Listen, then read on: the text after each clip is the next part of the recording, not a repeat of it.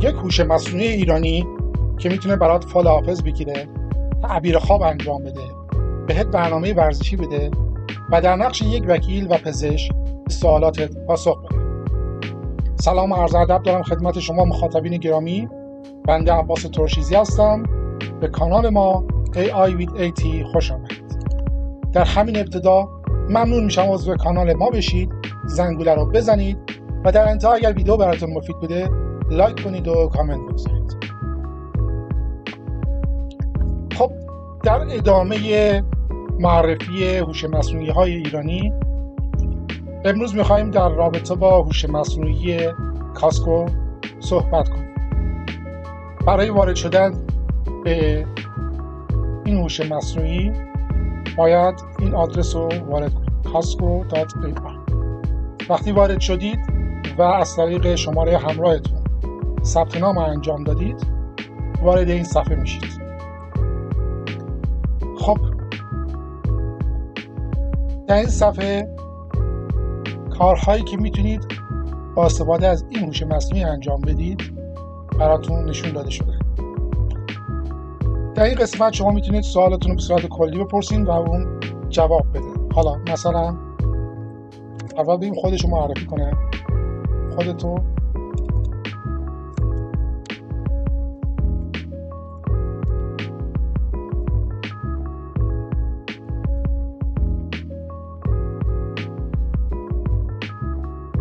خب اینجا اومده خودشو معرفی کنه. خب نیا کنید در این قسمت ترند ها کارهایی که اغلب ماها دوست داریم انجام بدیم نشون داده شده. تولید ویدیو هست، تولید تصویر و افکت عکس که با توجه به علامتی که داره اینها نیاز به خرید اشتراک داره که شما از این طریق میتونید خرید اشتراک رو انجام بدید.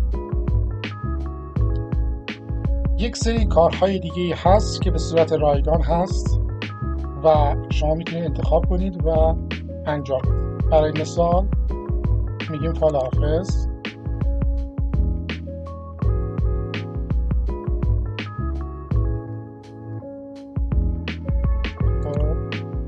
حالا با توجه به توضیحاتی که نوشته نیت میکنیم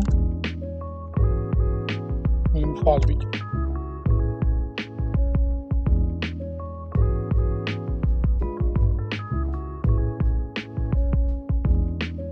خب براتون مثلا یه همچین چیزی رو نشون. حالا کاری دیگه میتونید انجام بدید: تعبیر خواب یا مثلا برنامه ورزشی.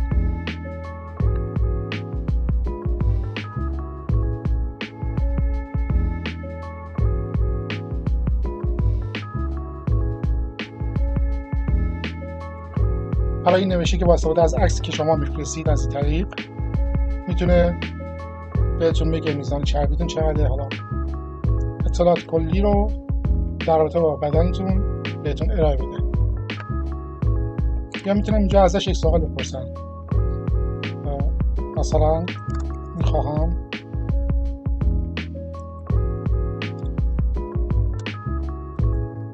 کیلو، میرم چی جواب میده.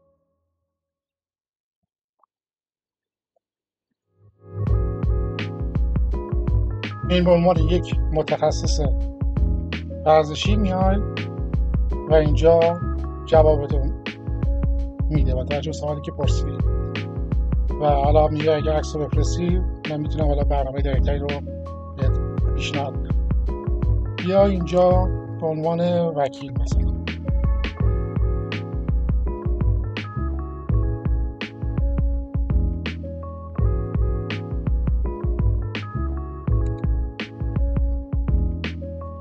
مثلا یه همچین چیزی،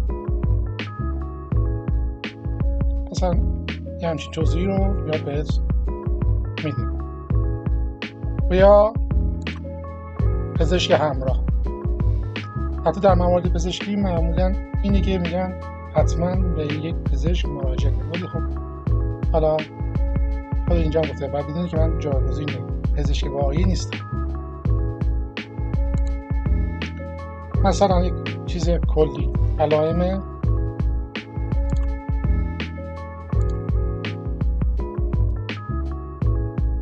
چیست؟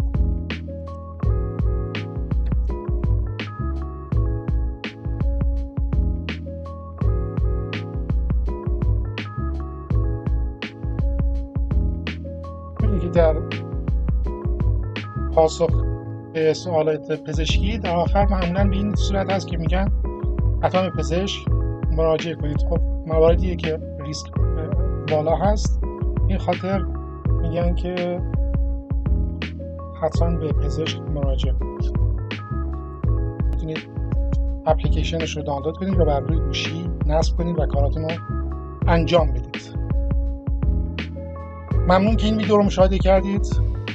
لطفا اگر براتون مفید بوده لایک کنید و کامنت بگذارید. تا یک ویدیوی آموزشی دیگر، خدا نگهدار.